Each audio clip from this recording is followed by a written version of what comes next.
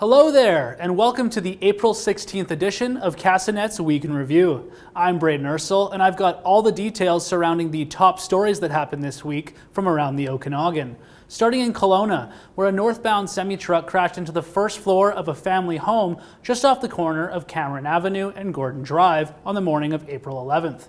The owner wasn't home at the time of the crash, but he tells Castanet his mother-in-law and son were in the house. They were upstairs putting the baby to sleep, and my mother-in-law basically said the entire house shook, and it was pretty scary. So I'm very thankful that nothing went on fire or nothing exploded. The driver seemed like he made it out okay, and I just hope the viewers and everyone understands. I posted over the years almost over 2 accidents in this corner, even reported the Castanet before.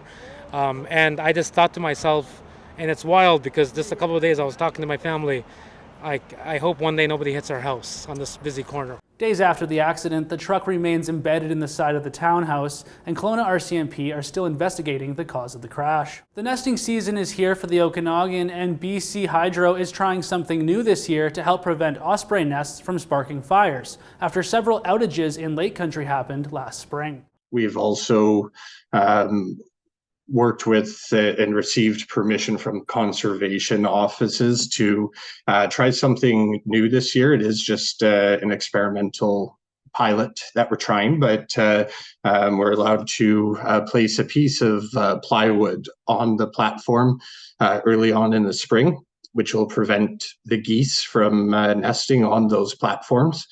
Now that we've identified that we're approaching nesting season for the osprey, we'll remove those pieces of plywood so that the osprey have a safe place to go.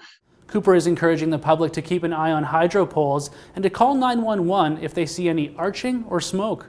Weeks after closing the doors to their downtown location of nearly 20 years, Players' Choice Sports celebrated its grand reopening in Kelowna on Hockey Card Day in Canada, welcoming hundreds of people into the new shop to check out the new location. I had one gentleman come in and he just kind of stood there and was like, wow, this is amazing. It's like, this is the best store in Canada. So, hey, it's a lot to live up to, but that's kind of what we wanted to be and make it really an experience for people to come in.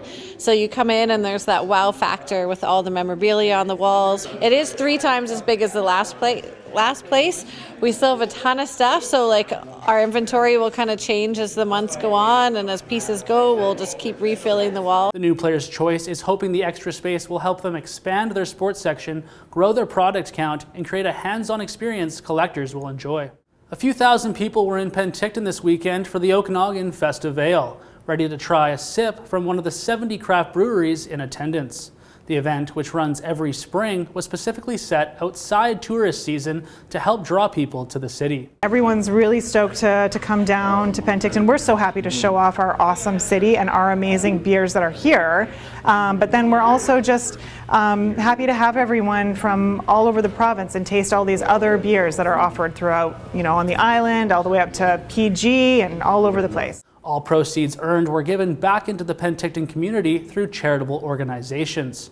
And that's everything you need to know for news happening around the Okanagan. For Castanet Media, I'm Braden Ursel.